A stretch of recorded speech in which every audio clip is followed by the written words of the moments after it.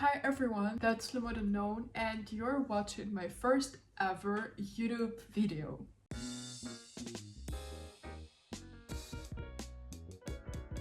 Today we're gonna talk about what happened to Gucci and Valentino, why are they so similar, and of course we're gonna talk about the debut couture collection of Alessandro Michele for Valentino.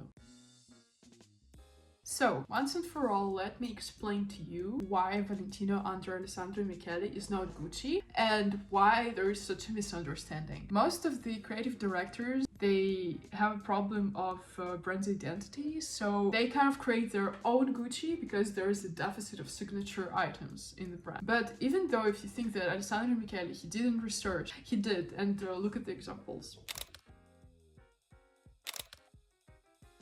Gucci doesn't have a really good archive of clothing like Dior or Chanel, or like Balenciaga's structural cones, Elsa Schiaparelli's artistic references. The entire DNA is based on the floral print and green and red Gucci stripe. Creative directors, they worked with whatever they had, and that's why they look like complete opposites. So let's take a look at Tom Ford, Frida Giannini, Alessandro Michele, and Sabato De Sarno's Gucci. And you can see that they're completely different. There's nothing you can connect them with. They all have absolutely different approaches to fashion, and that's why it looks like, oh wow, Alessandro Michele, he did Gucci so dirty, like everything is so maximalist, it has nothing to do with the DNA. First of all, what he does at Valentino right now is what he's been doing at Gucci because he was inspired by Valentino when he was working at Gucci. So here you can see some examples I'm gonna show you. Basically, what you find as a repetition is actually the personal style of each designer. I don't know why no one says that, oh, Tom Ford repeats himself when he's always been doing suits, you know, but just look at what's happening right now with Sabato De Sarno. He's already been fired. I didn't even have to see his first collection. I just saw his picture when he was appointed and I was like, oh, this is not gonna go well. They were trying to kind of find excuses, or no, but wait for his other collection, or wait for his other collection. And then we waited for so many collections and nothing happened. And people were like, oh yeah, we like this burgundy color. I'm like, yeah, but burgundy color has nothing to do with his designs, you know? And now I think it's time to talk about the debut couture collection of Alessandro Michele for Valentino, because it's actually so important and I haven't seen anyone discussing the references behind it, so let's talk about it. Alessandro Michele was inspired by Luchino Visconti and Federico Fellini's costume designs. So, for example, the opening look, the Arlequin dress, yes, it's inspired by this Valentino Garavani gown, but it's also inspired by the costumes from Luchino Visconti's movies, and some of the dresses are inspired by Federico Fellini's movies. And you can actually see how many ball gowns there is with like huge skirts like this. So you'll see the inspiration coming from the cinema. It's also inspired a lot by Commedia dell'arte and this kind of like pull-out-she effect on the tulle. It's insane how they did it actually. I'm gonna show you the little process. And I think that's what's interesting about Alessandro Michele's dresses. They're always done in such a crazy way. So, for example, the other gown is the Golden Empress look, and it's also inspired by this Valentino dress. It's very reminiscent of this kind of historical court fashion. Another floral dress is inspired by this Valentino gown. It's really Rococo fashion, Marie Antoinette and European aristocrats. This kind of like cascading layers of chiffon, ruched bodies, and delicate floral print feel like they were lifted straight from Fragonard painting.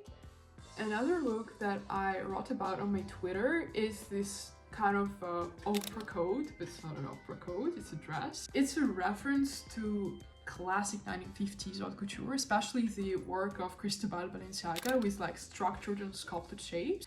The other look that we are going to talk about is the structured and layered breastplate design.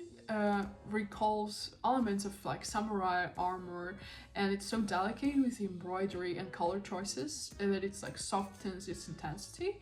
The pleated metallic skirt, it adds some kind of movement to the whole look, and it makes it look both futuristic and historical at the same time. It's actually his kind of signature contrast in his work. And here we have this kind of patchwork nostalgia, and the voluminous silhouette and ruffled collar adds a touch of Renaissance nobility. And here we have the red Valentino ruffle look, which is like super iconic. And here you can see the OG dress, and here's how Alessandro Michele reinterpreted it. So it's like a pure explosion of Valentino's signature red, this ruffled gown. It's like a mix of Spanish flamenco influences and the dramatic stage costumes of early 20th century. Like the intricate embroidery of the bodice, it really suggests craftsmanship found in traditional matador jackets. It reinforces the theme of drama and performance in couture. And I also find a lot of those influences from Spanish culture in Alessandro Michele's collections as well. I'm sure you have seen those kind of masks. This dress is so Yves Saint Laurent to me. And this is kind of a structured red bottle jacket. It's inspired by this Valentino look. The emerald Victorian coat is very important in this collection. It's inspired by this military coat of Valentino Garavani, and it's pure Victorian era drama with the precise pleating and high neckline and gold military style bottoms. And Michele once again plays with this historical silhouettes, transforming them into something modern and yet timeless. This look is something in between of Marie Antoinette's lavish wardrobe and Chanel's classic tweed, and this is inspired by Valentino's look here. Everything about his collections is mixing something very elegant, classy, historical, very powerful, with this kind of childish and absurdish ideas. Alessandro Michele, he doesn't do minimalism, he does characters. And I think that his whole approach to fashion is, oh, who do you want to be today? Do you want to be a person at a Venetian masquerade? Or do you want to be an Queen Elizabeth I, or do you want to wear an embroidered cape? You want something military? Who are you today? And I think that's what's so different about Alessandro Michele, and that's what separates him from other designers, and it's what I love about him. I know that this collection is very extravagant for most, and not a lot of people could actually wear anything from that collection during their daily life or whatever, but this is the couture collection, so it's supposed to be super artsy and crafty. Please let me know in the comments if there is anything you'd like me to talk about, and also tell me if you like this collection, if you like what I'm telling you, if you like the references I'm showing you, so I would know exactly what you want me to shoot about. And please don't judge me, it's my first video, and I would really like you to put a like to it and support me in the comments, because I never shot any videos like this. Don't forget to share.